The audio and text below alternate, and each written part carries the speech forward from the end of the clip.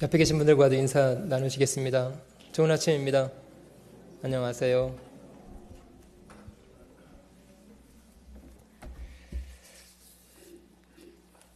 지난 주간에는 저희 켄터키 수양관에서 학예 수양회를 조금 미리 일정을 잡아서 가졌습니다.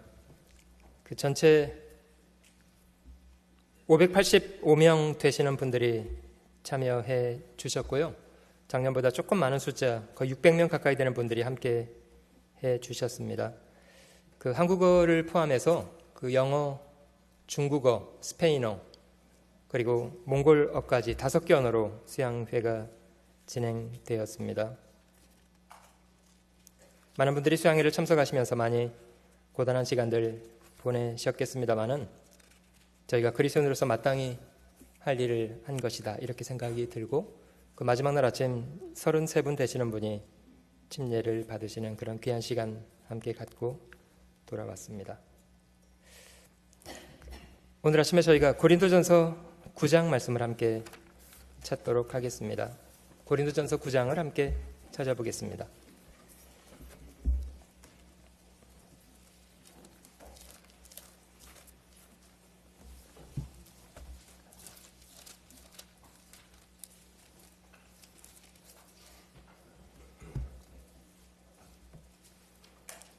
고린도전서 9장 16절 말씀부터 마지막 9절까지입니다. 제가 한 절 읽고 여러분들 같이 읽으시는 방법으로 천천히 교독해 보도록 하겠습니다. 고린도전서 9장 16절로 마지막 9절까지입니다. 내가 복음을 전할지라도 자랑할 것이 없음은 내가 부득불할 일임이라.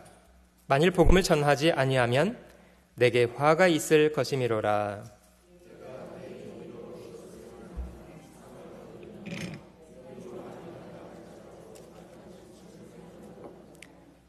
그러즉 내 상이 무엇이냐? 내가 복음을 전할 때에 값없이 전하고 복음으로 인하여 내게 있는 권을 다 쓰지 아니하는 이것이로라.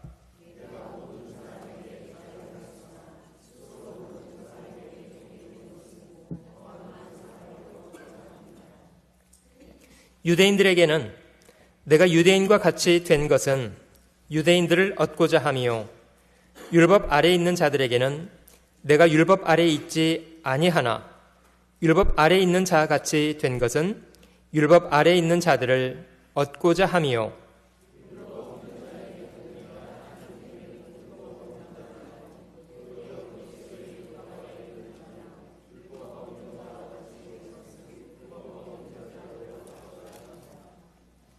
약한 자들에게는 내가 약한 자와 같이 된 것은 약한 자들을 얻고자 함이요, 여러 사람에게 내가 여러 모양이 된 것은 아무쪼록 몇몇 사람들을 구원코자 함이니.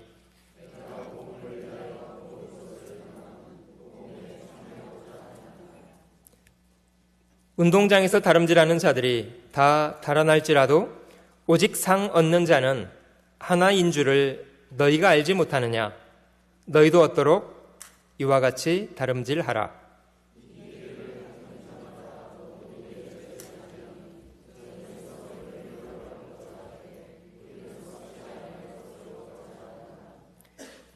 그러므로 내가 다름질하기를 향방 없는 것 같이 아니하고 싸우기를 허공을 치는 것 같이 아니하여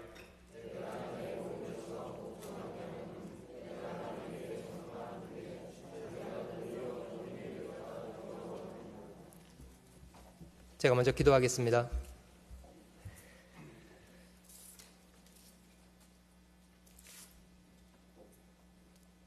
찬송과 경배를 받으시기 합당하신 거룩하신 우리 주님,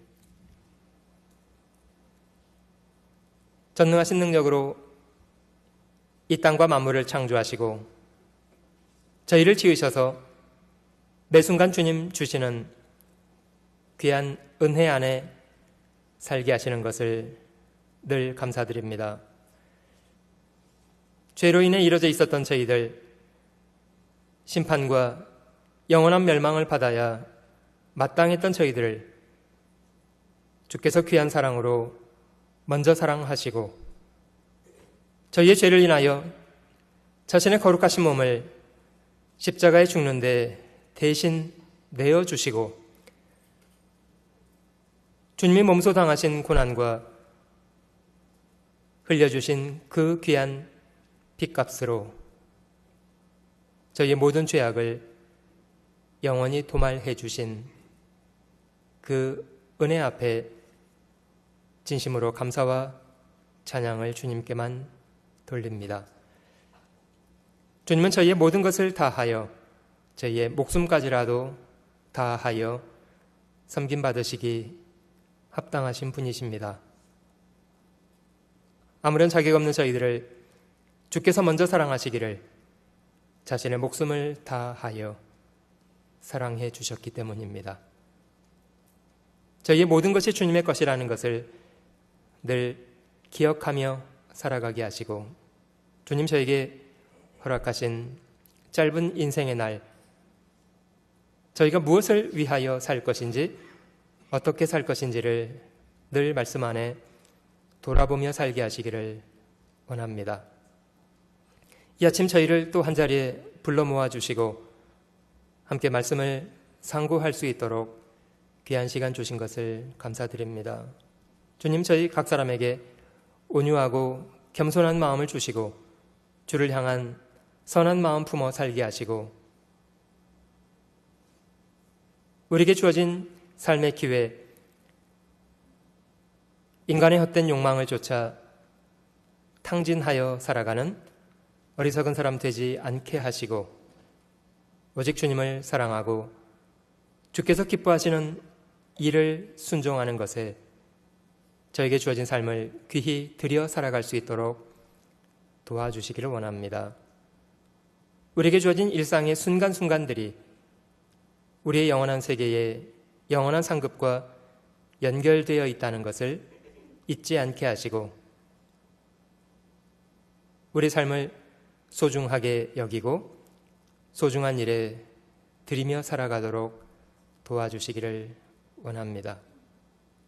함께하지 못한 형제자매들 어떤 형편, 어떤 처지에 있을지라도 주님 자비를 더해 주시고 주님 앞에 신앙의 마음을 지키고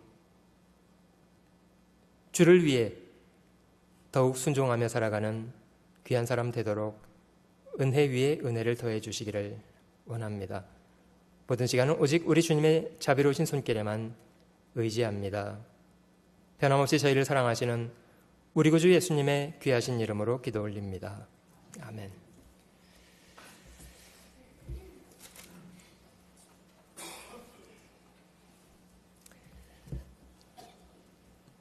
최근에 저희 교회 안에서도 많은 아이들이 학업을 졸업하고 이제 새로운 발을 내딛는 그런 시간들을 많이 갖고 있습니다. 자신에게 주어졌던 얼마간의 시간들 어떻게 보냈는가에 대해서 많은 사람 앞에 드러나게 되는 이제 그런 시간들을 보내게 되었습니다. 졸업하면서 상들 많이 받으셨습니까? 제가 만난 청년들에게 졸업하면서 상을 받았냐고 질문했더니 상까지는 어렵고요. 그냥 졸업하는 것으로 만족합니다. 그래요. 졸업해 준 것만으로도 감사한 일입니다만은 실제로 그 마지막 순간에 짧은 시간 드러나게 되는 그런 그 상과 벌에 대한 것 사실 어떻게 보면 저희 인생이 끝나는 날 닥쳐지게 될 일을 보는 것 같지 않습니까? 오늘 저희가 그리스도인으로서 우리에게 주어진 인생을 어떻게 살아야 되는가에 대한 생각을 해보려고 합니다. 왜 사는가를 질문해 본다면 저희가 만약에 구원받지 않은 사람들이라면 저희는 구원받기 위해서 살아야 합니다.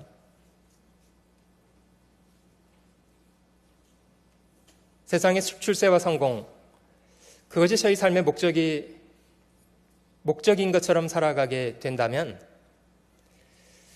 저는 어느 날 저희 인생이 끝나게 될 때 솔로몬 같은 그런 고백을 저희도 동일하게 하리라고 생각됩니다. 헛짓하고 살았다. 헛된 것을 위해서 인생을 탕진하고 말았다. 그 구약성경의 전도서라는 책이 있습니다마는 그 세상적인 의미에서는 가장 성공한 사람의 모형으로서 솔로몬은 모든 분야, 세상적인 부귀와 성공을 한 몸에 누려봤던 사람으로서 솔로몬은 그 성공의 정점에 서서 이렇게 이야기했습니다. 헛되고 헛되며 헛되고 헛되니 모든 것이 헛되다. 그건 자기 인생에 대한 이야기였습니다. 어떤 의미에서 보면 솔로몬을 지혜자라고 누구는 칭합니다마는 솔로몬은 자기 인생을 헛되이 보냈던 어리석은 사람입니다. 그러나 그런 솔로몬의 고백은 인생의 후배인 저희들에게는 대단히 고귀한 그런 고백입니다. 저는 전도서라는 책은 특히 나이 많은 사람보다는 젊은 사람들이 많이 읽어야 된다고 생각이 듭니다. 충분히 읽어서 저희가 무엇을 위해서 살 건가에 대한 삶의 방향을 분명히 정할 수 있는 그런 책이기 때문입니다. 우리가 만약에 삶의 방향을 정확하게 정하지 못한다면 그럼 어쩔 수 없이 저희도 솔로몬처럼 세속적인 가치를 위해서만 인생을 살다가 어느 날 인생이 끝나가는 순간에 자신의 인생도 역시 헛짓하다가 끝났다는 것에 대해서 발견하리라고 생각이 듭니다. 우리가 구원받지 않은 사람들이라면 그는 분명히 구원을 받기 위해서 최선의 노력을 해야 된다고 생각이 듭니다. 그러면 구원받은 사람으로서는 이제는 무엇을 위해서 살아야 합니까? 구원받았다는 것은 자신이 해야 될 일을 다 완결한 것을 뜻합니까? 아니면 비로소 출발점에 섰다는 것을 뜻합니까? 성경은 구원받은 것이 하나님의 자녀로 출생한 상태로 이야기합니다마는 출생한 사람이라면 성장이 필요하고 비로소 성장한 사람으로서 하나님이 기대하시는 일을 행하는 것이 필요하고 그것은 그리스도인들에게는 영원한 세계의 영원한 상급과 정확하게 연결되어 있습니다.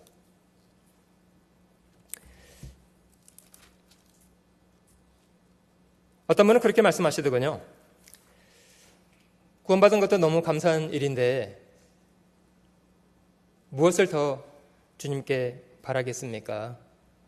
나 같은 죄인 구원해 주셔서 하나님의 자녀 삼아 주신 것도 너무 감사하고 고마운 일인데 그것 외에 저희가 무엇을 더 주님께 바라겠습니까?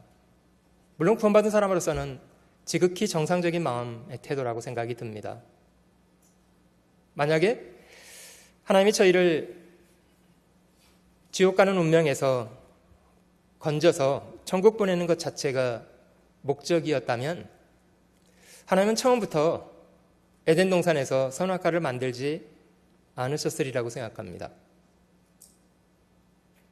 하나님이 전지하신 분으로서 인간이 범죄하고 그 범죄의 결과로 모든 사람이 타락하고 얼마나 많은 사람들이 세상 죄악 가운데서 방황하다가 영원히 이루어지는 것을 분명히 아시는 분이실 텐데 하나님께서 그런 것을 감수하시면서까지 선악과를 만드시고 사람에게 먹지 말 것을 명하셨던 이유 무엇 때문일까요? 단지 지옥 가는 것을 불쌍히 여기신 것뿐이라면 하나님 편에서 선악과를 안 만드시면 그만 아닙니까? 그런데 인간이 범죄할 것도 아셨고 범죄한 인간이 얼마나 처절하게 얼마나 많은 사람들이 이뤄진다는 것에 대해서 다 아시면서도 하나님은 선악과를 만드셨고 인간 역사를 이끌어 오셨고 그 중에 수많은 사람들이 태어났고 실제 절대 다수의 사람들은 이뤄질 뿐만 아니라 영원한 불못에 들어간다는 거 저희가 분명히 알고 있습니다만은 그러면 그리스도인들에게 주어진 삶이라는 것은 무엇을 위해서 살도록 하신 것이겠습니까? 하나님의 그리스도인들에게 새로운 삶의 기회를 부여한 것은 그것은 영원한 상급을 위한 것입니다. 오늘 저희가 그 그리스도인들이 추구해야 될 우리가 다름질해야 하는 그 상에 대한 공부를 좀 해보려고 합니다. 의외로 성경의 이 상급에 대한 기록이 대단히 많습니다. 하나님이 우리에게 정말 바라시는 것, 우리가 무엇을 위해서 살 것인가에 대해서 마음의 방향을 바르게 정할 수 있으면 좋으리라고 생각됩니다. 저희가 배운 대로 하나님은 저희가 살아가는 이 땅 모든 만물을 지으신 분이시고 지금도 저희에게 매 순간 생명과 호흡과 필요한 만물을 공급하시는 분이십니다. 하나님이 저희를 지으신 분이라는 믿음, 그걸 창조주에 대한 믿음이라고 합니다. 하나님은 저희를 지으신 분이십니다. 하나님이 저에게 부여하신 삶의 기회는 대단히 고귀한 것입니다. 그러나 하나님은 자신의 지으신 그런 삶의 기회, 우리 몸뿐만 아니라 우리 삶의 여건들을 저에게 부여해 놓으시고 그것을 어떻게 사용하고 살 것인가에 대해서는 전적으로 저희에게 위임을 해 주셨습니다. 여러분들에게 주어진 인생은 누가 살고 있는 것입니까? 각자가 자신에게 주어진 인생을 자신이 살고 있는 것입니다. 주변에 있는 사람이 서로 영향을 줄 수 있을지 모르겠습니다만은 영향을 주고받고 하는 것은 가능합니다만은 대신 살아줄 수는 없는 겁니다. 누구나 자신의 인생을 자신이 하나님 앞에서 살아가고 있습니다. 저희가 기억할 것은 저에게 주어진 이 인생이 하나님께로부터 주어졌다는 사실은 기억해야 합니다. 구약성경 예레미야 18장을 한번 찾아보시면 저희를 지으신 하나님이 마치 토기장이가 임의로 진흙 한 덩어리를 가지고 자신의 원하는 그릇을 빚을 수 있는 것처럼 우리의 인생이 그 하나님 앞에 손에 붙잡혀 있다. 성경은 그렇게 말씀하십니다. 예레미야 18장을 한번 찾아보시면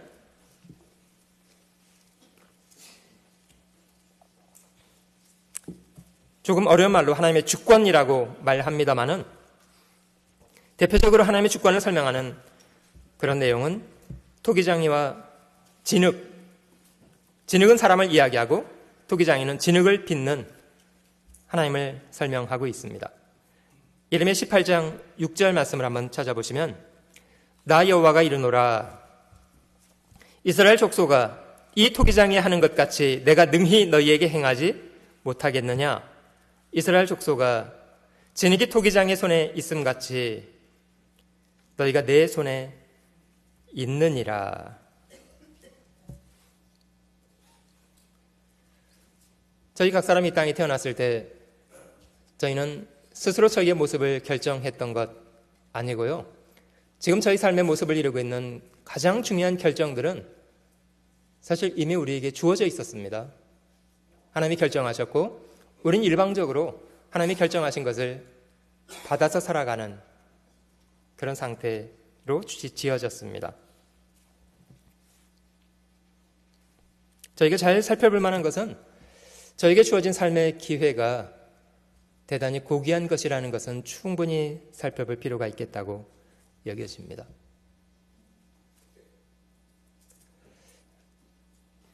제가 어떤 일을 하다가요, 제 손을 우연히 이렇게 본 적이 있습니다. 혹시 여러분들 자기 손에 대해서 참 귀하구나 이런 생각해 보셨습니까? 언제 발견하게 될까? 불의의 사고로 손을 잃게 되는 그런 일을 당하게 된다면 얼마나 고귀한 은혜였는가에 대한 것도 발견하시겠죠. 얼마나 좋은 기회, 얼마나 좋은 여건들 하나님이 저에게 주신 것 아닙니까? 시편의 다윗이 고백하는 것처럼 내가 주님께 심히 감사해야 될 만한 이유, 하나님이 저희를 지으신 것이 신묘막측하다. 하나님이 저희를 참 기이하게 잘 지으셨고 저희는 그런 고귀한 기회를 실제로 너무 무감각하게 아무것도 아닌 것처럼 그냥 함부로 사용하면서 살고 있는 것 같아요.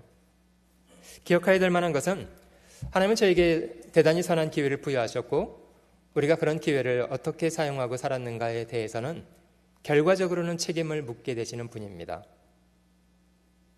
하나님은 책임을 물으십니다. 그것이 하나님의 주권이기도 하고 그리고 우리 삶을 심판하시는 심판권이라고도 말하는데요. 예레미야 앞에 17장을 한번 보시면요.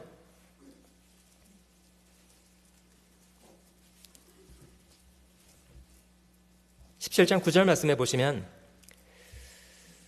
만물보다 거짓되고 심히 부패한 것 다른 것이 아니라 인간의 마음이라고 성경은 말씀하십니다. 저와 여러분이 가지고 살아가는 마음 다스리기가 결코 쉽지 않고요. 이유는 모든 것 가운데 가장 부패한 것이기 때문이다. 그렇게 기록하고 있습니다. 만물보다 거짓되고 심히 부패한 것은 마음이라 누가 능히 이를 알리오마는 10절 말씀은 같이 읽어볼게요. 나 여호와는 심장을 살피며 폐부를 시험하고 각각 그 행위와 그 행실대로 보응하나니. 마음의 중심을 살피시는 하나님은 저희의 중심을 살피고 계시고 그리고 우리의 행위와 우리의 행실대로 보응하고 계시는 분이다. 그것을 잘 기억하면서 사시면 좋겠습니다. 조금 앞에 전도서라는 책도 한번 찾아보시면요. 전도서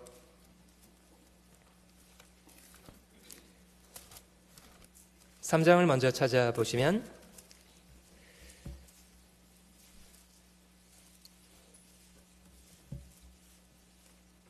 저희가 살아가는 인생에 때가 있다는 것을 여러 가지 예시를 들어서 설명하고 있는 말씀이 3장입니다.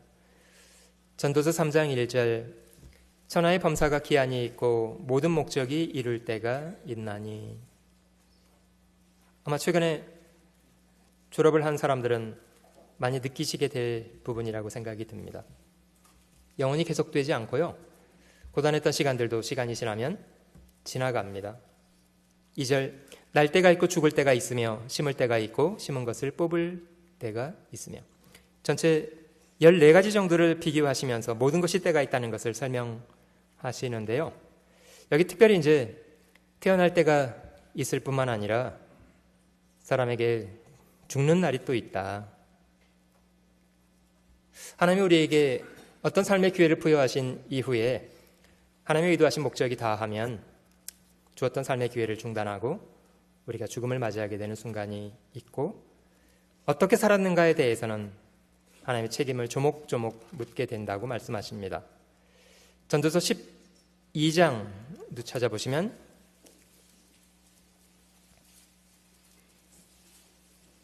전도서 12장입니다.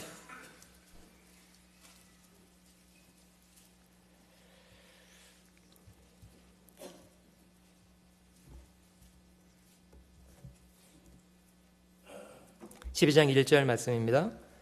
너는 청년의 때 곧 곤고한 날이 이르기 전 나는 아무 낙이 없다고 할 해가 가깝기 전에 너희 창조자를 기억하라. 청년 때에 자기 타락된 마음을 따라서 살고 싶은 대로 사는 것이 잘하는 것이 아니고 하나님이 계시다는 것을 기억하고 하나님 앞에 자신을 돌아보는 마음이 필요하다. 11장 9절입니다. 청년이여 네 어린 때를 즐거워하며 네 청년의 날을 마음에 기뻐하여 마음에 원하는 길과 네 눈이 보는 대로 조차 행하라.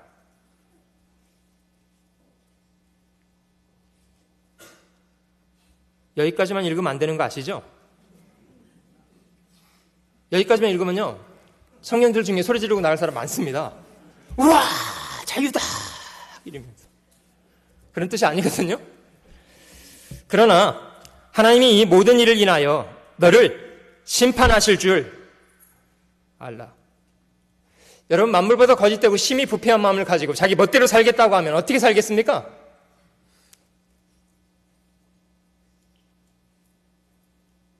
그러면 사는 방법이요. 누가복음 15장에 등장되는 사람, 그 탕자의 삶의 방식, 허랑방탕한 삶을 삽니다.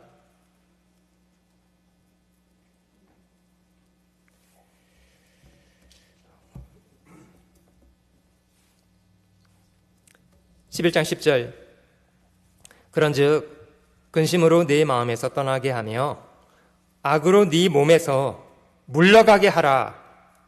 어릴 때와 청년의 때가 다 헛되니라.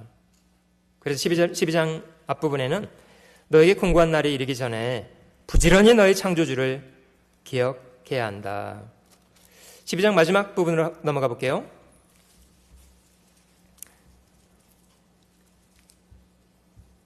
12장 13절 이래 결국을 다 들었으니 하나님을 경외하고 그 명령을 지킬지어다.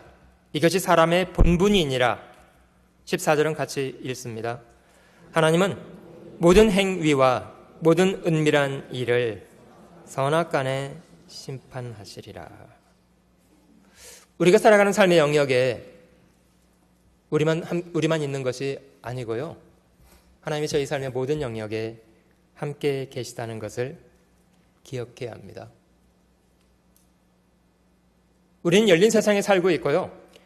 사람이 어떻게 반응하든지 하나님은 그 뿌린 씨앗에 대해서 고스란히 열매로 보상하시는 분입니다. 어떤 사람은 정해져 있는 거라고 말합니다만은 그러지 않습니다. 갈라디아서 6장도 한번 찾아보겠습니다. 신약성경 갈라디아서 6장도 찾아봅니다.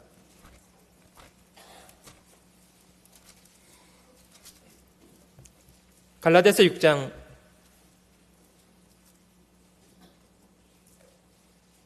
7절 갈라디아서 6장 7절, 8절, 9절 제가 읽어볼게요.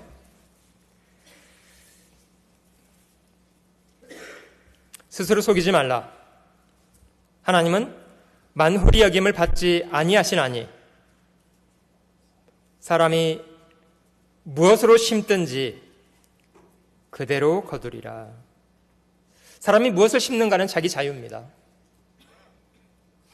그건 인간의 선택에 해당합니다. 인간의 영역입니다. 어떻게 살 것인가는 저희가 정합니다. 사람이 무엇으로 심든지, 그러나 그 열매를 주시는 것은 하나님의 하시는 일입니다. 사람이 무엇으로 심든지 그대로 거두리라. 8절 자기 육체를 위하여 심는 자는 육체로부터 썩어진 것을 거두고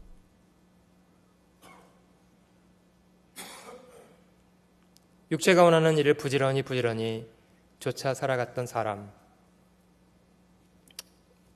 물론 솔로몬처럼 성공해 볼 수도 있고 많은 재산을 모을 수도 있고 유명히 여김을 받을 수도 있고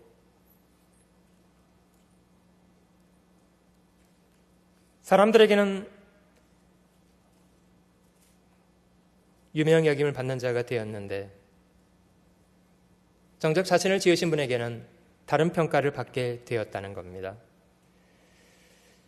자기 육체를 위하여 심는 자는 육체로부터 썩어진 것을 거두고 성령을 위하여 심는 자는 성령으로부터 영생을 거두리라. 9절 말씀은 같이 읽어볼게요. 우리가 선을 행하되 낙심하지 말지니 피곤하지 아니하면 때가 이름에 거두리라.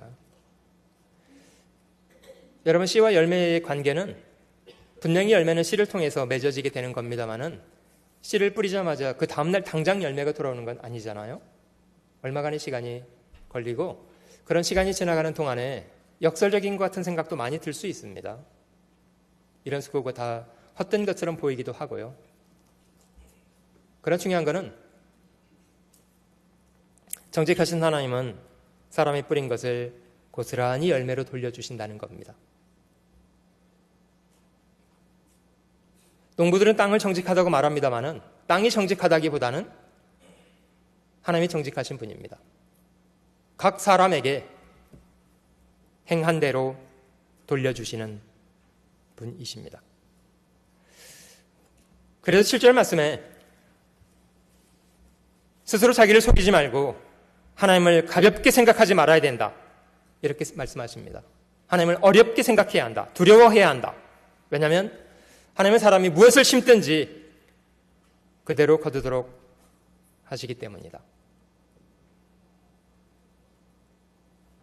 분명히 저희 삶 속에 우리가 선택하는 부분이 분명히 있고 또 한 부분은 하나님이 저희의 선택을 열매로 보상하시는 하나님의 영역이 또 함께 있습니다.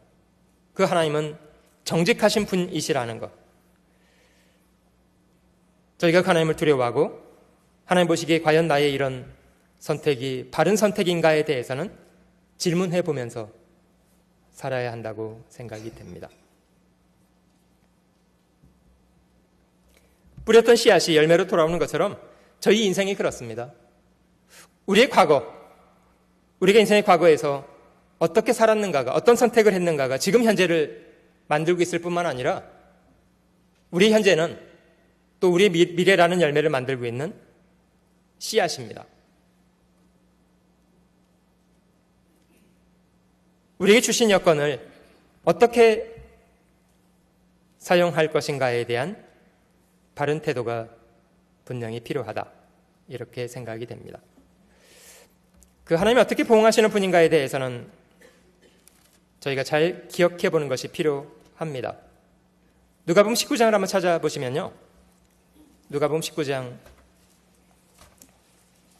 주님의 비유 중에 문화 비유라고 알려진 비유가 누가복음 19장 기록되어 있습니다. 어떤 주인이 자기 종들을 불러다가 각각 재산을 맡겼는데요.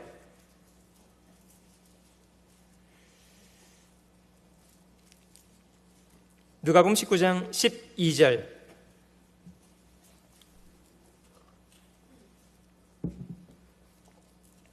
가라사대 어떤 귀인이 왕 위를 받아 가지고 오려고 먼 나라로 갈 때에 그 종 열을 불러 은 10문화를 주며 이르되 내가 돌아오기까지 장사하라.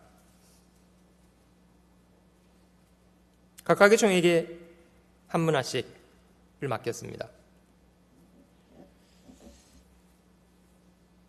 세월이 지난 이후에 귀인이 왕위를 받아서 돌아왔고 은을 주었던 종들을 각기 불러다가 어떻게 장사했는 것을 회개하고자 했다. 16절입니다. 그 첫째가 나와 가로되 주여 주의 한 문화로 10문화를 남겼나이다. 이 비유 속에 등장되는 사람들은 어떤 사람은 10문화를 남겨온 사람, 어떤 사람은 5, 어떤 사람은 단지 자신에게 주었던 그 한 문화를 고스란히 쌓아왔던 사람도 있었습니다. 주님의 평가가 각각 다르다는 것을 좀 확인해 볼게요. 저희가 얼마 전에 그 마태복음 18장에 있는 마태복음 20장이었습니까? 그 포도원의 품꾼의 이야기를 배웠던 적이 있습니다만은 그 포도원의 품꾼의 이야기는 은혜가 무엇인가를 설명하는 그런 비유이었고요. 이 누가복음 19장에 기록되어 있는 이 비유는 주님 마지막 사람들이 어떻게 일했는가에 대한 상을 어떤 원칙을 가지고 주시는가에 대한 그런 내용입니다. 16절 다시 한번 돌아가 보시면요. 그 첫째가 나와 가로되 주여 주의 한 문화로 10문화를 남겼나이다. 주인이 이르되 잘하였다 착한 종이여 네가 지극히 작은 것에 충성하였으니 10고을 권세를 차지하라. 10문화를 남겨온 사람에겐 10고을 권세를 차지하라. 18절 그 둘째가 와서 가로되 주여 주의 한 문화로 5문화를 만들었나이다. 주인이 그에게도 이르되 너도 5고을을 차지하라. 일한 대로 고을을 차지하라는 말씀을 했습니다마는 이 5문화를 남긴 사람에게는 잘하였도다 착한 종이여 네가 지극히 작은 것에 충성했다는 그런 칭찬은 없습니다. 그 주님의 심판의 원칙이라고 생각이 듭니다마는 각 사람의 행한 대로, 각 사람이 일한 대로, 심은 대로 거두도록 하시는 것이 하나님의 심판의 원칙이랍니다. 마태복음 16장도 한번 찾아보죠. 마태복음 16장. 여기 주님의 재림 때에 벌어질 일을 주님이 설명하시면서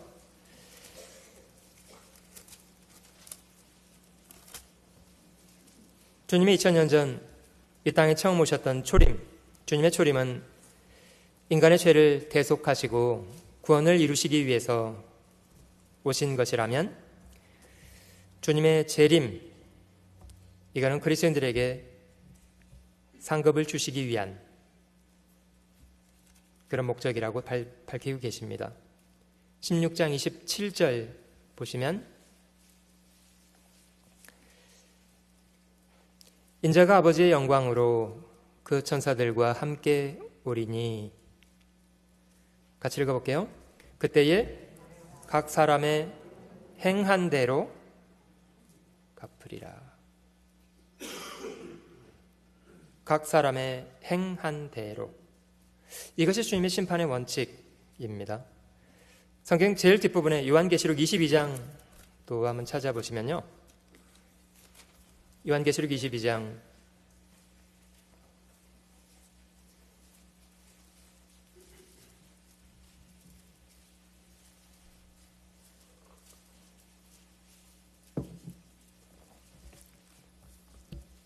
12절 말씀입니다. 요한계시록 22장 12절.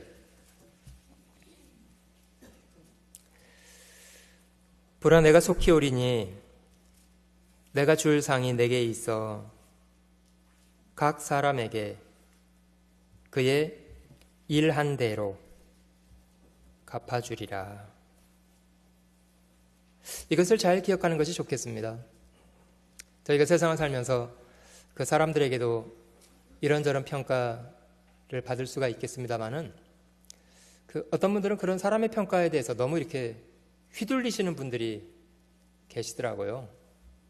사람이 조금 칭찬해주면 기분 좋게 어떤 일을 하다가도 사람이 알아주지 않으면 금방 이제 실망을 해서 삐진다든지 안 해!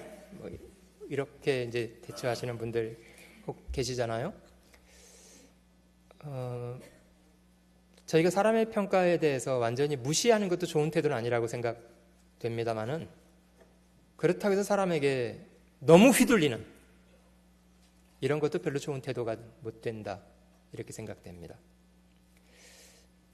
사실 저희를 심판하실 분은 주님이시고, 주님의 행한 대로 평가하실 거다, 행한 대로 상 주실 거다, 이거를 마음속에 분명히 믿고 있다면 사람에게 어떤 평가를 받는 게 그렇게 중요합니까?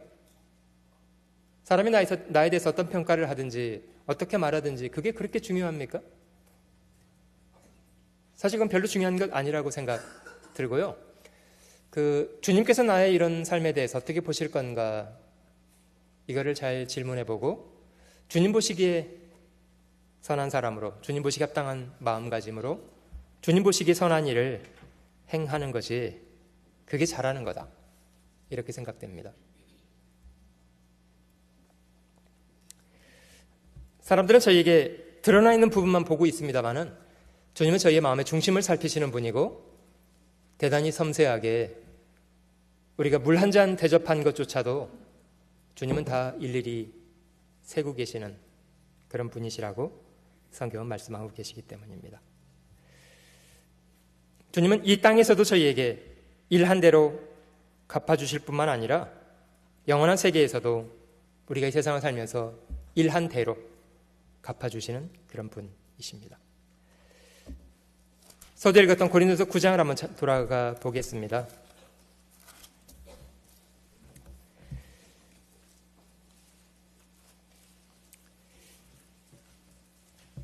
이 말씀 속에 전도자 바울은 자신을 만나는 모든 사람에게 자신이 왜 복음을 전하려고 노력하는지에 대한 이유를 여러 가지로 밝히고 있습니다.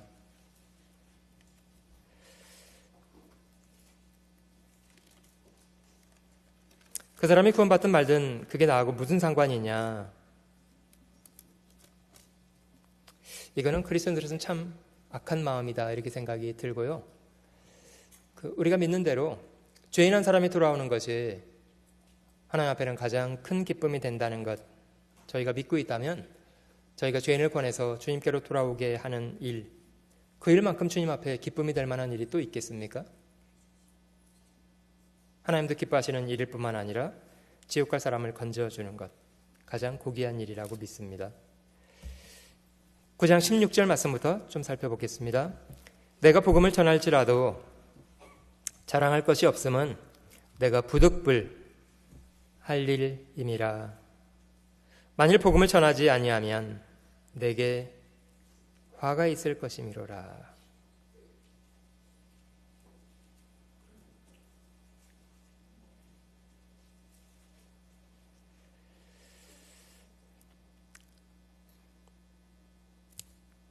의사가 사람을 치료하는 것을 가장 중요하게 생각하지 않는다면 사실 그건 대단히 부적절한 상태라고 생각됩니다. 그 웃은 얘기입니다만은 의사가 당장 수술을 해야만 살릴 수 있는 환자를 옆에 놓고 그 자장면 불어 터진다고 먹고 하겠다고 하면 괜찮습니까?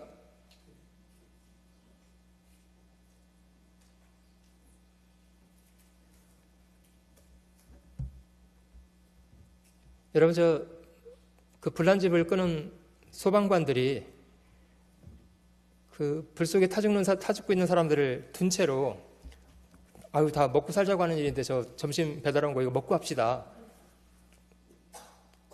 괜찮습니까?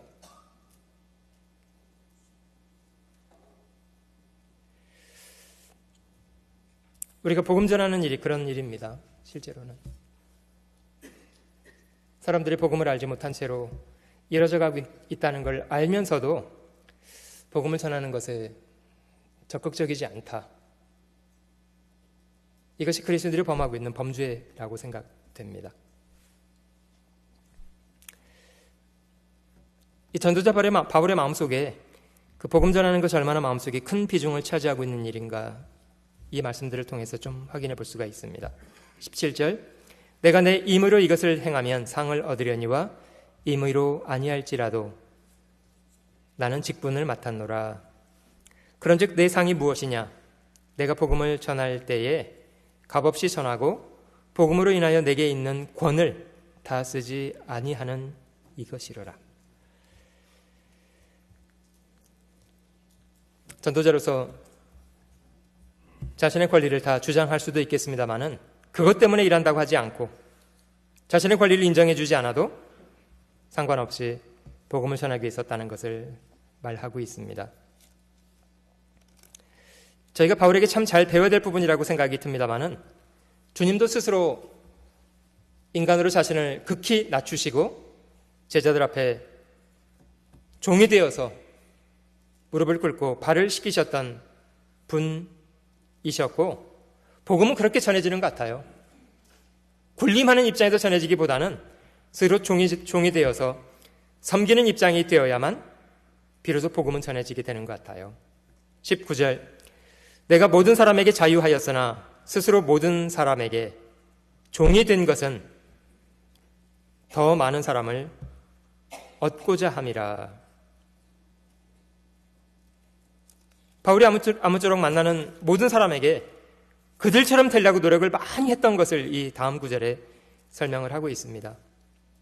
20절, 유대인들에게는 내가 유대인과 같이 된 것은 유대인들을 얻고자 함이요 율법 아래에 있는 자들에게는 내가 율법 아래에 있지 아니하나 율법 아래에 있는 자 같이 된 것은 율법 아래에 있는 자들을 얻고자 함이요 율법 없는 자들에게는 내가 하나님께는 율법 없는 자가 아니요 도리어 그리스도의 율법 아래에 있는 자나 율법 없는 자와 같이 된 것은 율법 없는 자들을 얻고자 함이라. 약한 자들에게는 내가 약한 자와 같이 된 것은 약한 자들을 얻고자 하며 여러 사람에게 내가 여러 모양이 된 것은 아무쪼록 몇몇 사람들을 구원코자 합니다.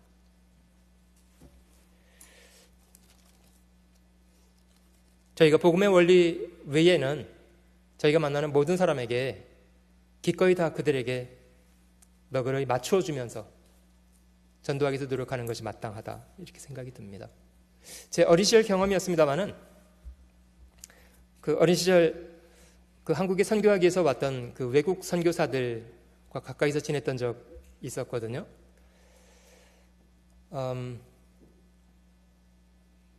어린 나이였습니다마는 참 의아하게 보이더라고요.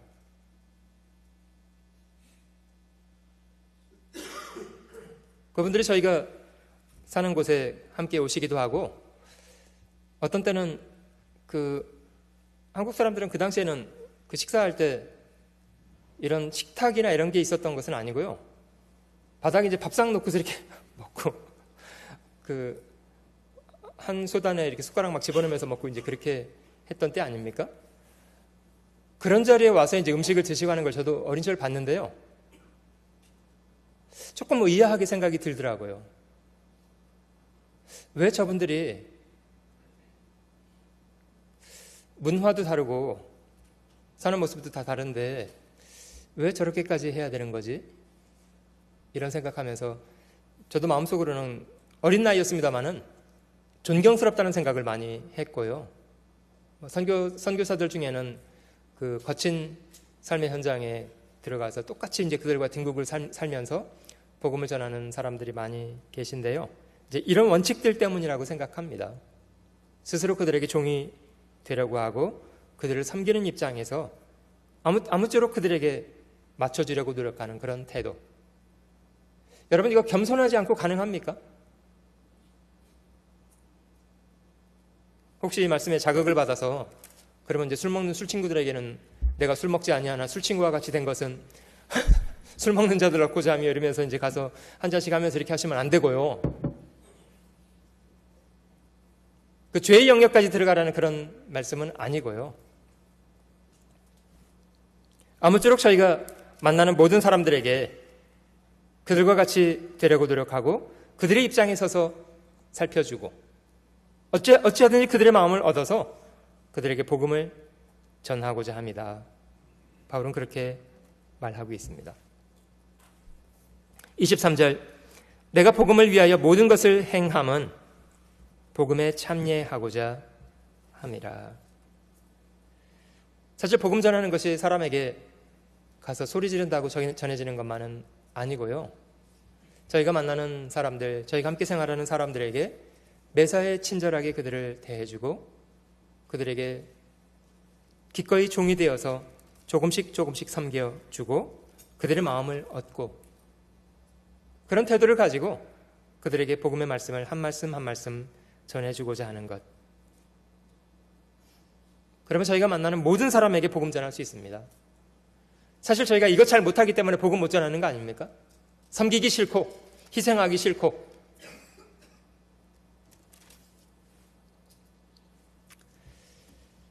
자, 24절, 오늘 저희의 주제가 된 내용입니다. 24절, 운동장에서 다름질하는 자들이 다 달아날지라도 오직 상 얻는 자는 하나인 줄을 너희가 알지 못하느냐. 그 뒤는 같이 읽어볼게요. 너희도 얻도록 이와 같이 다름질하라.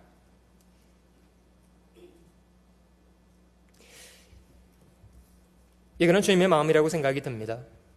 주님은 저에게 상 주기를 원하시는 분이시고요. 우리가 주님이 저에게 주시기 원하시는 그 상을 얻고자 하되 마치 운동장에서 다름질해 가는 사람처럼 그런 열정을 가지고 하기를 원하신다고 합니다. 25절, 이기기를 다투는 자마다 모든 일에 절제하나니. 그들은 또 같이 읽어보겠습니다. 저희는 썩을 멸류관을 얻고자 하되 우리는 썩지 아니할 것을 얻고자 하노라.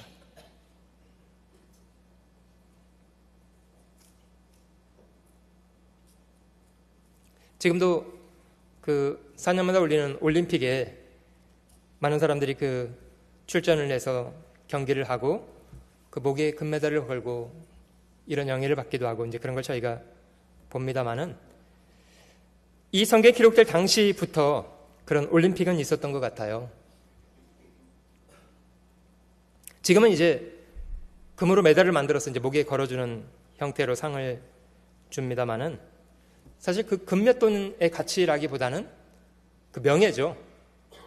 몇 년도 올림픽의 금메달리스트라는 그런 명예를 얻는 것인데요.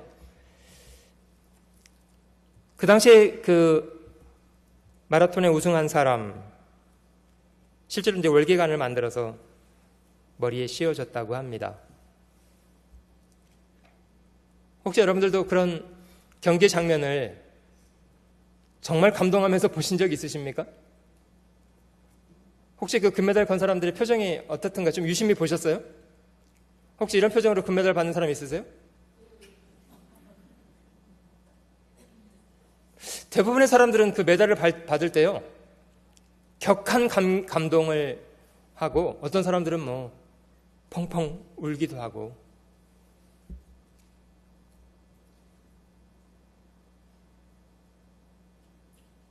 왜냐하면 자신이 그 메달을 걸게 되기까지 얼마나 긴 시간 동안의 아픔을 얼마나 잘 견뎌내고 참아봤는가에 대한 것이 한꺼번에 몰려와서 느끼게 되는 것 같아요. 그런 감격을. 자신이 그 영광을 얻게 되기까지 견뎌왔던 그런 고난의 시간이 비로소 얼마나 고귀한 시간이었는가를 돌아보게 만들어서 큰 감동을 하면서 영광을 얻게 된다고 생각됩니다. 그런데 이 말씀 속에 그 면류관이 두 가지가 있는데요, 25절에 두 가지의 면류관을 이야기합니다. 그 중에 한 가지는 썩을 면류관, 또 한 가지는 썩지 아니할 면류관.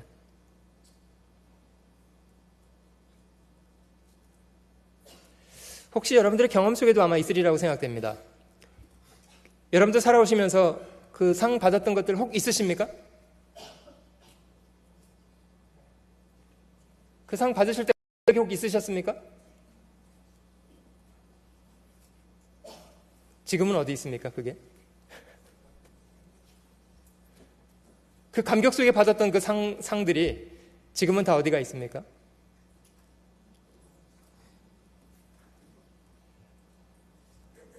한때 무슨 뭐 챔피언십, 무슨 우승 이런 걸 해서 이렇게 트로피 막 사람들 앞에서 사진 찍고 막 엉엉 울고 했던 그런 트로피들요, 시간 지나면 어떻게 되게요? 한쪽에서 먼지가 한참 쌓이고요, 이사 한두 번 다니면요, 나중에는 싹 모아서 갖다 버립니다.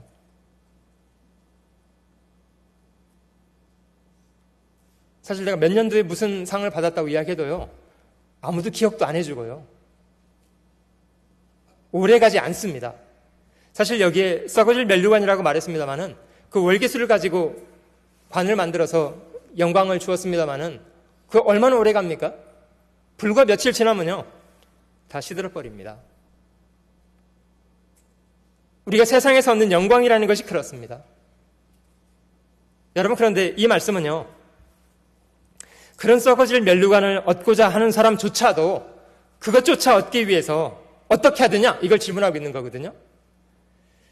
25절, 이기기를 다투는 자마다 모든 일에 절제하나니 저희는 썩을 면류관을 얻고자 하되. 여러분, 운동선수들 그 잠깐 있다가 사라질 그 영광을 얻어보겠다고도요, 얼마나 뼈를 깎는 노력을 마다하지 않는다는 거 아십니까?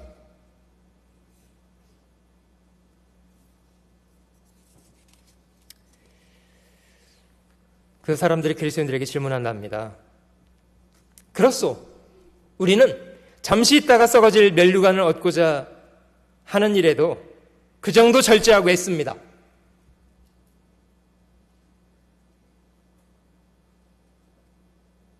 당신네 그리스도인들은 썩지 아니할 것을 얻고자 하고 얻는다고 말은 합디다마는 우리가 절제하고 고생하는 것만큼도 고생하기를 원치 않는다고 말합니다.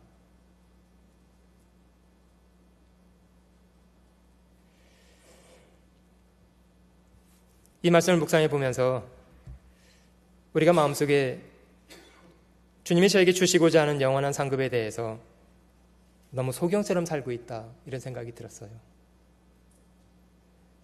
우리가 과연 얻게 될 썩지 않는 영원한 영광에 대해서 정확하게 알고 있는 사람들이라면, 그러면 저희도 어마어마한 고난을 기꺼이 감수하려고 했을 텐데,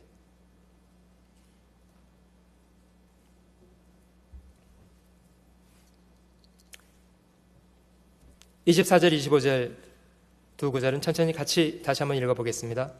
운동장에서 다름질하는 자들이 다 달아날지라도 오직 상 얻는 자는 하나인 줄을 너희가 알지 못하느냐. 너희도 얻도록 이와 같이 다름질하라. 이기기를 다투는 자마다 모든 일에 절제하나니 저희는 썩을 멸류관을 얻고자 하되 우리는 썩지 아니할 것을 얻고자 하노라.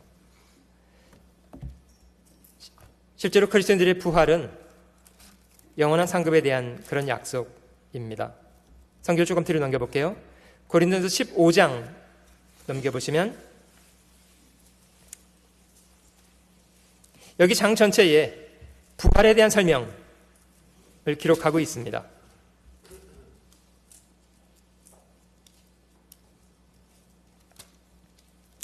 부활에 대한 분명한 믿음 때문에 이 땅에서는 기꺼이 고난받는 편을 즐거워하고 기꺼이 고난 앞에 나아가는 그런 사람이 된다. 이렇게 설명하고 계신 겁니다. 15장 35절 한번 보시면요.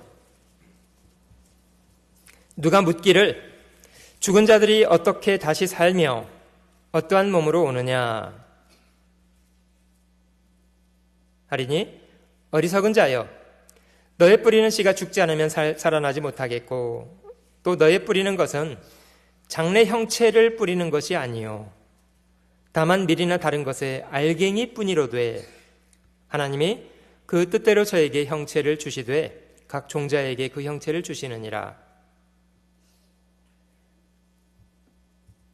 육체는 다 같은 육체가 아니니 하나는 사람의 육체요 하나는 짐승의 육체요 하나는 새의 육체요 하나는 물고기의 육체라.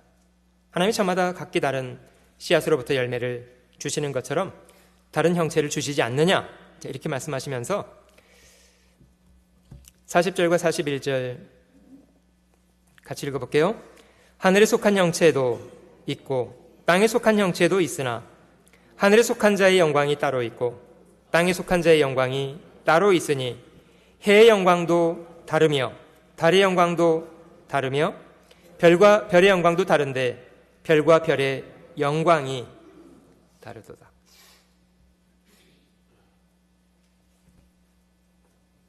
(42절) 죽은 자의 부활도 이와 같으니 썩을 것으로 심고 썩지 아니할 것으로 다시 살며 욕된 것으로 심고 영광스러운 것으로 다시 살며 약한 것으로 심고 강한 것으로 다시 살며 육의 몸으로 심고 신령한 몸으로 다시 사나니 육의 몸에 있은즉 또 신령한 몸이 있느니라.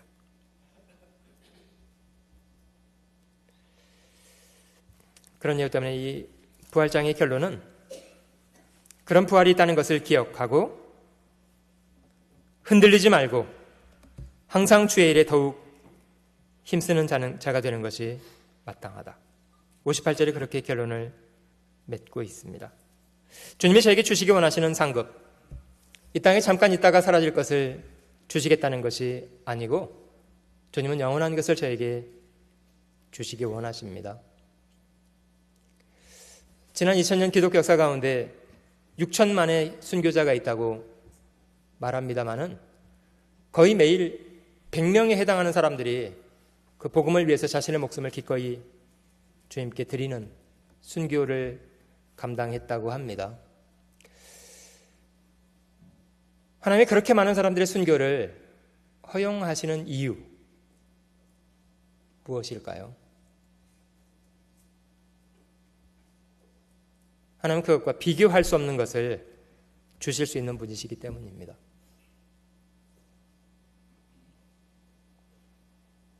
저희가 분명하게 그 상급을 바라볼 수 있다면 이 땅에 저에게 주어진 시간 주를 위해 들여 살아가는 것이 얼마나 귀한 것인가에 대해서 더 배우리라고 생각합니다.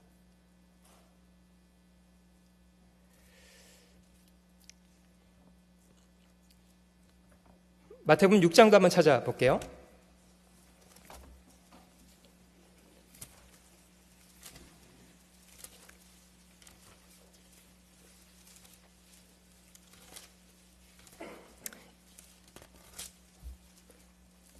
이 말씀 속에 어떤 사람이 상을 얻지 못하고 잃게 되는가 이런 경고도 있습니다.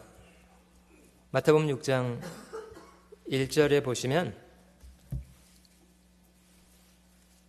사람에게 보이려고 그들 앞에서 너희 의를 행치 않도록 주의하라.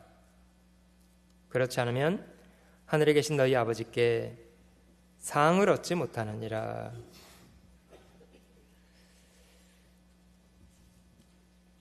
분명히 주님이 원하시는 상이 있다고 기록하고 있을 뿐만 아니라 사람에게 보이기 원해서 선을 행하는 사람, 그런 사람은 상을 얻게 되지 못한답니다.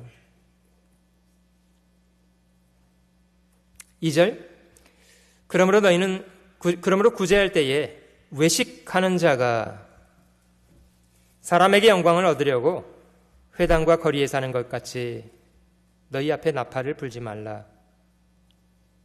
진실로 너에게 이르노니 저희는 자기 상을 이미 받았느니라. 너는 구제할 때에 오른손이 하는 것을 왼손이 모르게 하여 내 구제함이 은밀하게 하라. 은밀한 중에 보시는 너희 아버지가 갚으시리라. 하나님이 보상하신 방법은 그런 겁니다. 하나님은 은밀한 중에 모든 것을 보고 계시고 하나도 놓치지 않으십니다. 사람에게 보이기 위해 사는 것은, 사람에게 영광을 얻은 것은 이미 자기 상을 받은 것이랍니다.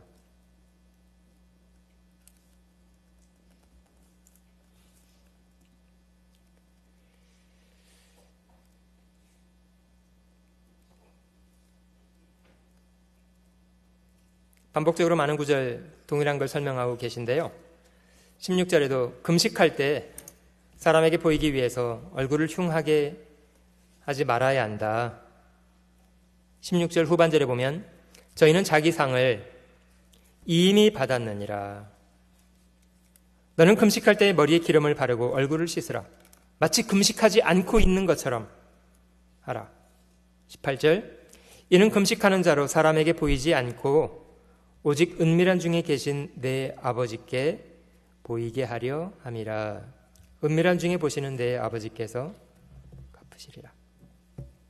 사람에게 보이기 위해서 쇼하는 것, 이런 것은 상을 잃게 된다, 이렇게 경고하실 뿐만 아니라 기억하십니다마는 고린도서 3장 말씀에 그 마지막 그리스도인들의 일을 하나님이 평가하실 때 불로써 심판하고 공력이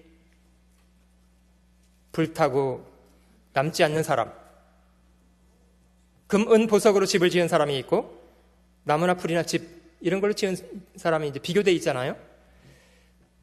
공력이 불타버린 사람, 귀한 것을 드리기보다는 그냥 적당히 타협된 대로 살고 주님께 마음을 귀히 드리지 못한 사람, 이런 사람도 상이 없다는 것을 성경은 경고하고 있습니다.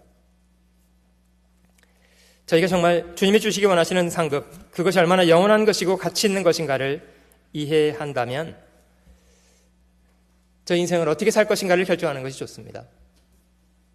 마태복음 13장 찾아볼게요. 저절로 되는 것만은 아니고 우리에게 주어진 삶의 여건을 주를 위해 기꺼이 투자하는 그런 사람이 되어야 한다고 성경은 말합니다. 마태복음 13장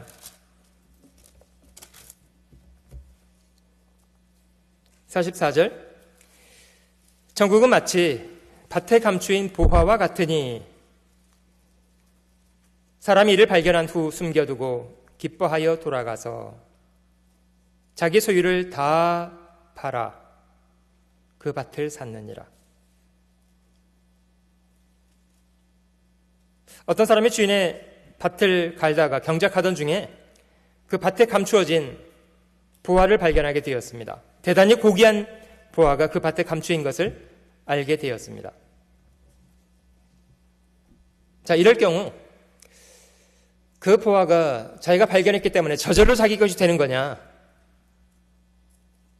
그런 것은 아니고요. 그 보화를 자기 것을 만들기 위해서 어떤 일이 필요했는데 이 사람은 그 보화를 감춰둔 이후에 주인에게 가서 그 밭을 자기가 사겠노라고. 그래서 이 뒤에 보면 자기의 소유를 다 팔아서 결국 그 밭을 자신의 것으로 사더랍니다. 목적은 그 밭 때문이 아니라 그 밭에 감추어진 보화.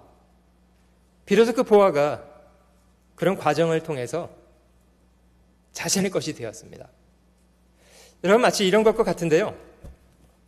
저희가 구원을 받고 성경을 배우다 보니까 하나님의 구원받은 사람에게 주시기 원하시는 영원한 상급이 얼마나 고귀한 것인가를 성경을 통해서 알게 되었습니다. 그러면 그 하나님의 상급이 저절로 자기 것이 되는 것이 아니고요. 그 사람에게 필요한 것은 자신의 인생을 그 복음을 위해서 적극적인 태도로 투자하는 것이 필요합니다. 여러분, 하나님이 이스라엘 사람들에게 가나안 땅을 주겠다는 그런 약속을 하시고 그들을 애굽에서 끌어내셨습니다마는 이스라엘 사람들이 그 가나안 땅을 얻기 위해서 무엇을 했는가에 대해서 기억하십니까? 뭘 했습니까?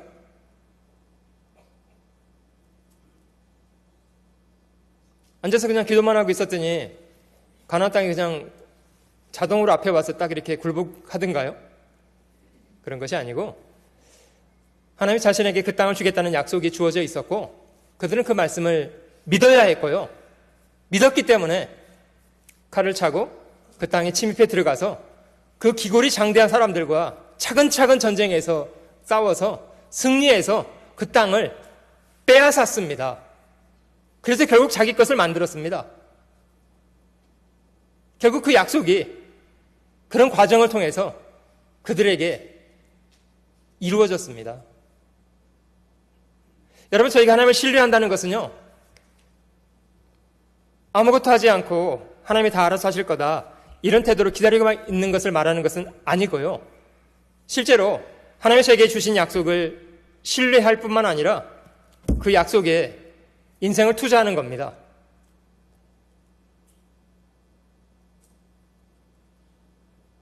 천국은 침노하는 사람의 것이 됩니다.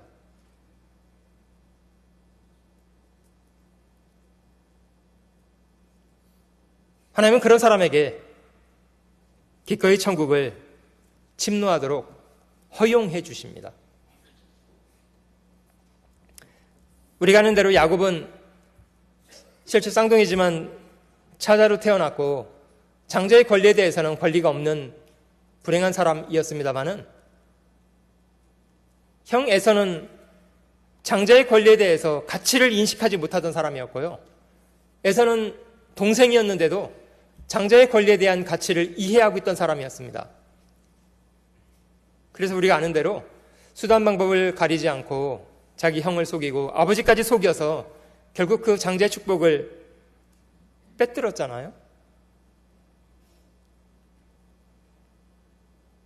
여러분, 그런데 하나님이 그런 야곱을 꾸지람하신 것만이 아니고요.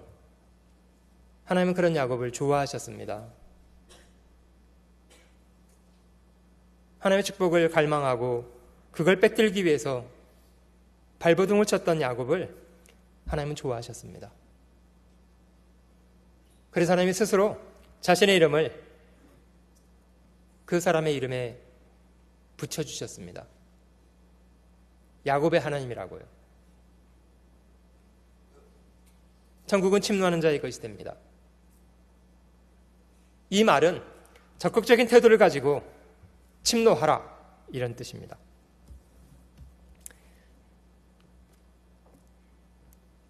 빌립보서 3장도 찾아볼게요.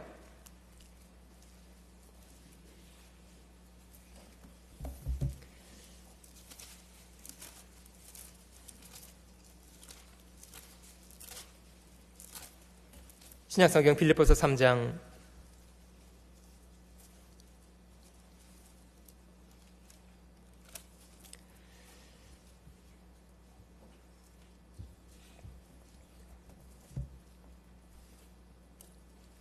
10절 말씀부터 제가 읽어보겠습니다. 빌립보서 3장 10절 말씀부터 읽어볼게요.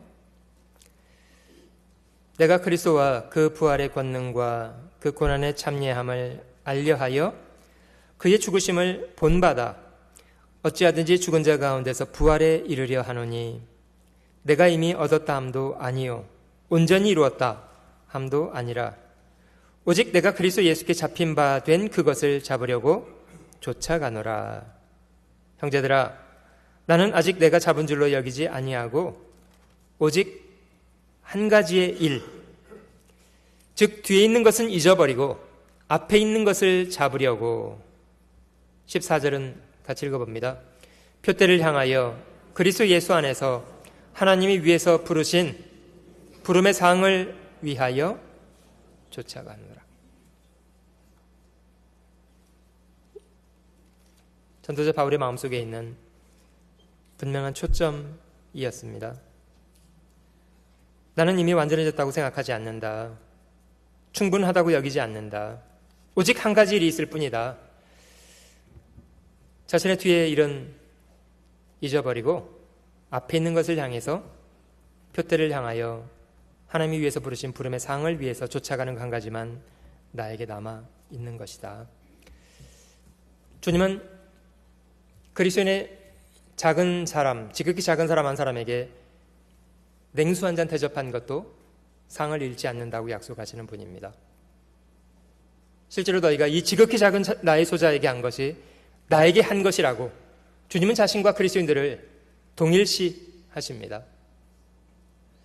사실 저희 옆에 계신 형제 자매들은 저희가 주님을 섬기듯이 섬겨야 할 사람들로 인식하고 살아야 합니다.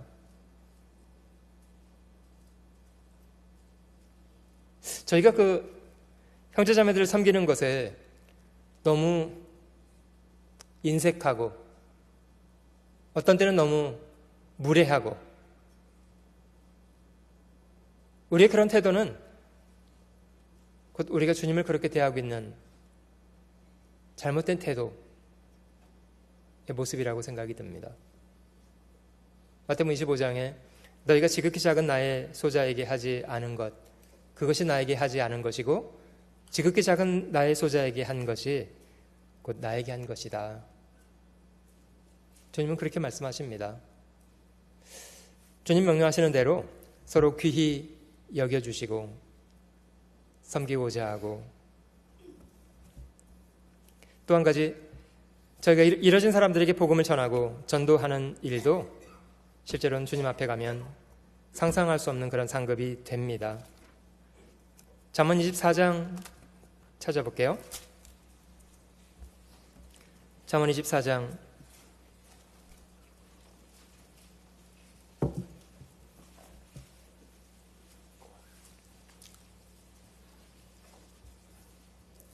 24장 11절입니다.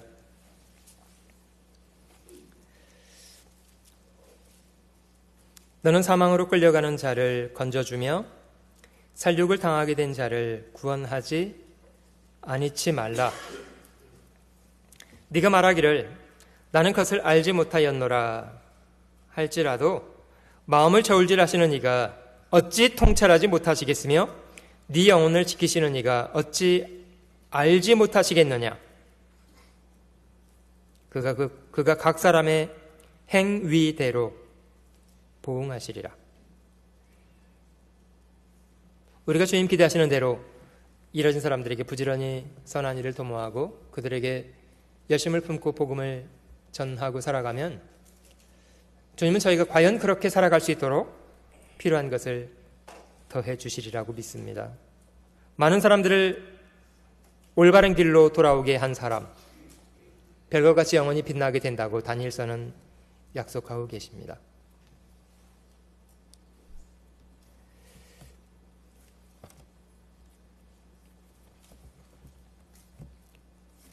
신약성경 로마서 8장도 한번 찾아보겠습니다.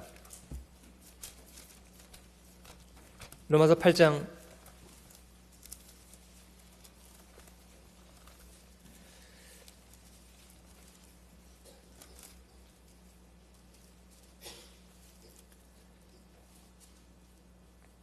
17절과 18절 제가 읽어볼게요. 자녀이면 또한 후사 곧 하나님의 후사요 그리스도와 함께한 후사니 우리가 그와 함께 영광을 받기 위하여 고난도 함께 받아야 될 것이니라. 18절은 같이 읽어봅니다. 생각건대 현재의 고난은 장차 우리에게 나타날 영광과 좋게 비교할 수 없도다. 사실 주님 자신도요, 인자가 이런 고난을 받고 자기 영광에 들어가야 될 것이 아니냐, 제자들에게 그렇게 말씀하셨습니다. 주님 자신도 먼저는 십자가를 통과하셨고 영광은 나중에 얻으셨습니다. 이 말씀에 우리가 그와 함께 영광을 얻기 위해서 고난도 함께 받아야 된다.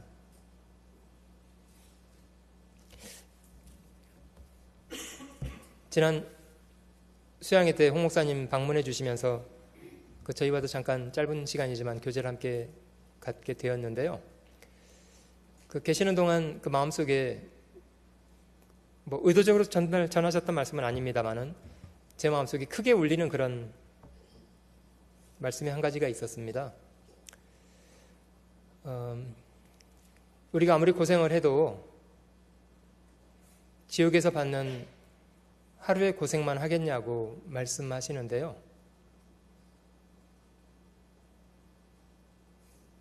많이 마음속에 생각이 되더라고요. 우리가 아무리 고생하고 살아도 지옥에 가는 사람 하루 고생만큼 하려나, 이런 생각을 해봤습니다. 이번에 고생의 레벨을 가지고 여러 차례 설명을 하시더라고요. 통증의 순서가 1부터 10이 있는데요. 여자가 출산할 때 겪는 고통의 레벨이 8. 그 다음에 9는요. 9는 사지를 자르는 고통이 9대요. 그런 거 여자들 출산할 때 고생을 엄청 하는 건 사실 같아요. 잘 몰랐는데. 그러면 레벨 10은 뭐였습니까? 레벨 10. 사람의 불타는 고통이 가장 크답니다. 그렇게 생각해 보니까 우리가 아무리 고생하고 산다고 말해도 지옥에서 보내는 하루만 하겠나, 이렇게 생각하니까 고생하는 거에 대해서 좀 객관적인 시각이 생기고요. 아무것도 아니구나, 이런 생각도 많이 들고 기꺼이 더 고생하고 살아야 되겠다, 이런 결심도 되고 그랬습니다. 여러분, 만약에요, 집회가 끝나면서 이 앞에 이제 금괴를 한 20kg짜리 금괴를요 쭉 놓고 갈 때 하나씩 이제 갖고 가시라고 하면 너무 무거워서 못 갖고 가실 분 손 들어 보세요. 20kg짜리 금괴를 하나씩 이렇게 드리겠다고 하면 너무 무겁기 때문에 나는 갖고 가고 싶지 않다고 이렇게 그냥 가실 분.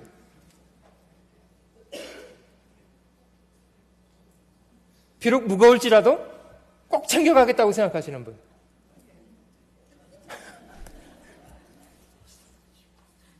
비유하자면 그렇습니다. 사실 저희가 고난을 어떻게 받아들일 건가가 결국 삶의 태도를 만드는 것이라고 생각이 드는데요. 고난 뒤에 하나님의 고난을 어떻게 보상하실 건가를 저희가 정확하게 바라볼 수 있다면 왜 마다하겠습니까?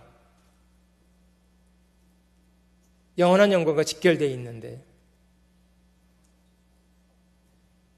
세상을 살면서 저희가 돈 몇 푼을 얻기 위해서도요 고생 많이 합니다. 당연한 거라고 생각 들기도 하고요. 그런데 하나님께서 저에게 영원한 것을 주시기 위해서 고난을 분정하실 때 우리가 그걸 왜 마다해야 합니까? 조금만 참고 견디되 주님 오실 때까지 참아야 합니다. 마지막으로 디모데 후서 4장에 있는 구절 하나만 더 확인해 볼게요.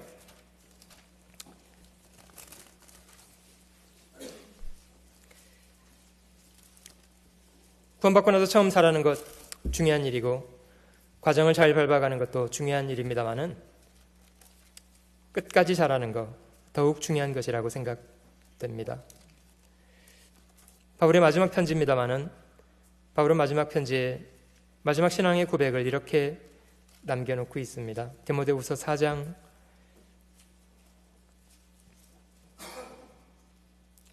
7절과 8절입니다.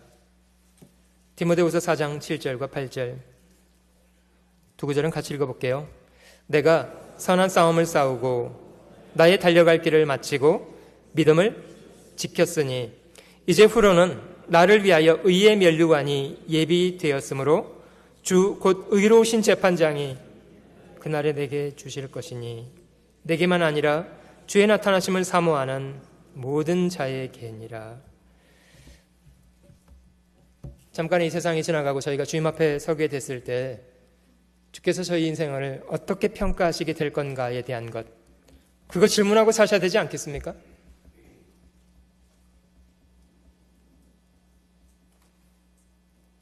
그거는 영원한 것인데 성경에 말한 것처럼 너희도 이와 같이 상 얻도록 다름질해야 합니다. 영원한 것을 포기하는 사람, 그거는 정말 어리석은 사람이다 이렇게 생각되고, 그걸 잃지 않도록 주님이 정말 저에게 주시기 원하시는 영원한 상급을 잃지 않도록 우리에게 주어진 다름질, 주님 앞에 서게 되는 그날까지 중단하지 않고 끝까지 달려가야 되리라고 생각이 됩니다. 잠깐 기도하시겠습니다.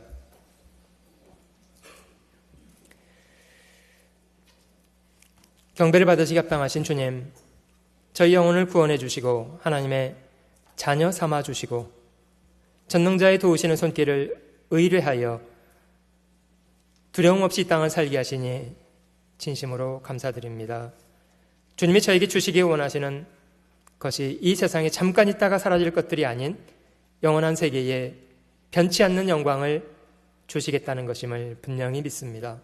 주님, 저에게 주어진 지금 이 시간에 저희가 어떻게 살아갈 것인가가 우리의 영원한 시대에 영원한 상급과 정확하게 연결되어 있다는 것을 기억하게 하시고, 주님이 주신 소중한 삶의 기회, 헛된 것에 탕진하지 않게 하시고, 오직 주님을 기쁘시게 하는 일에 저희 자신을 드리며 즐거이 순종하며 남은 생에 부끄럼 없이 살게 하시기를 간절히 원합니다.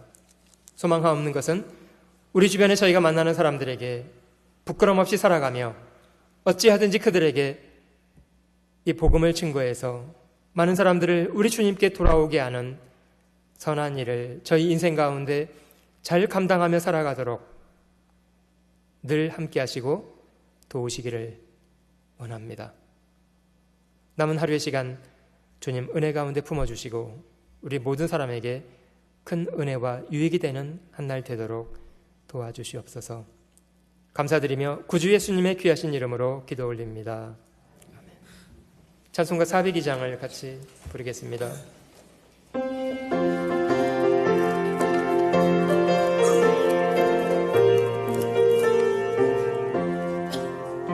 행군 나팔 소리로 주의 호령 났으니 십자가의 군기를 높이 들고 나가세.